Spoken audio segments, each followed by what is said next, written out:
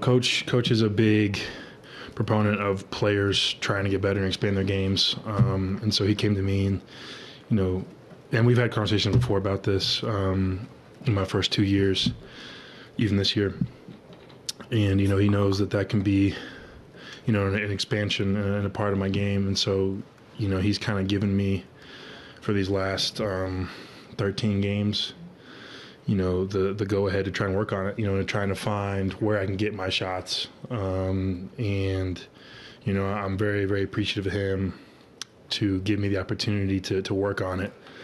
And I know, and I believe in myself to know that I can do that. It's just, I need to get back in the rhythm of how to do it. Cause it's been a long time since I've really done that in volume. So I'm not worried about it. I know Coach believes in it. I believe in it. So I'm just going to continue to work on it and continue to let it fly. When we were talking to him about it, we mentioned that, I asked him, what are you looking for, after, when you're reviewing the shots? Mm-hmm. And he was like, we're not, really reviewing the shots that much. Mm-hmm. We can get into technical stuff and, foot spacing and all that, later. It's about just, finding the right shots and making sure that they're being taken at the right time. Yeah.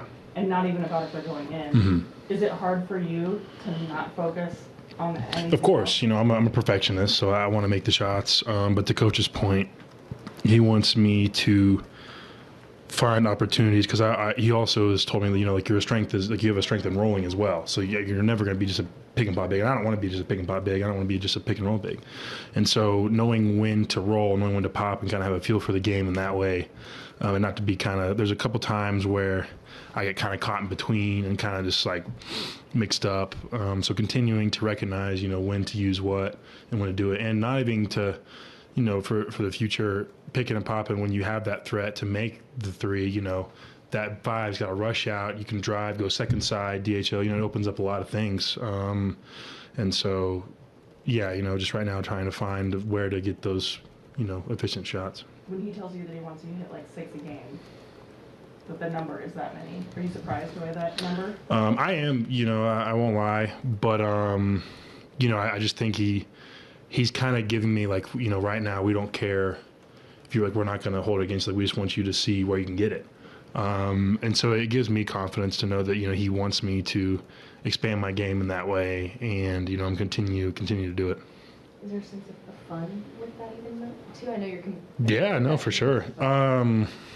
Yeah, it's there's definitely opportunities for fun. Shooting, everyone wants to shoot threes, obviously, but more than that, just expanding my game to help the team in the future, I think is going to be huge. You see a lot of pick and pop bigs nowadays, even if they shoot 2 a game, just the threat to be able to do that is a very, very important factor for a lot of good teams. How much did you shoot in high school? I shot a lot in high school. Yeah, I shot a lot of threes in high school. I shot well in high school. I can't remember my exact percentages, but I shot upper 30, low 40. Obviously, high school 3 is different than NBA 3, but looking forward to getting back that rhythm and flow on the offensive side on those pick and pop threes. You had that sequence, it was midway through the third quarter, where you kind of faced up and you looked at the basket that you were going to take one and then put it on the floor against Vooch and went in and got a bucket. And then let him get a transition 3 and timeout. It was stupid. I don't know why. Anyways, yeah, sorry, ask your question. Does it feel new to you to be deciding between when you're attacking with those? Yeah, no, for sure. But it when you start looking at the basket to shoot, you things just kind of happen that kind of come to you that weren't previously really coming to me, and so that was definitely fun to feel like that again. I felt like I was making a move to the basket and not just relying on a lob or a pick and roll. Not that those aren't very valuable keys of my game, but just to be able to do multiple things, it definitely was a lot of fun. And then stupid, so dumb. I was like, Coach, I don't know why I did that. I'm sorry. And he was like, Walker, it's okay, but you can't do that. Was there someone in the crowd? Yeah. Who are some of the pick and pop bigs that are difficult to defend?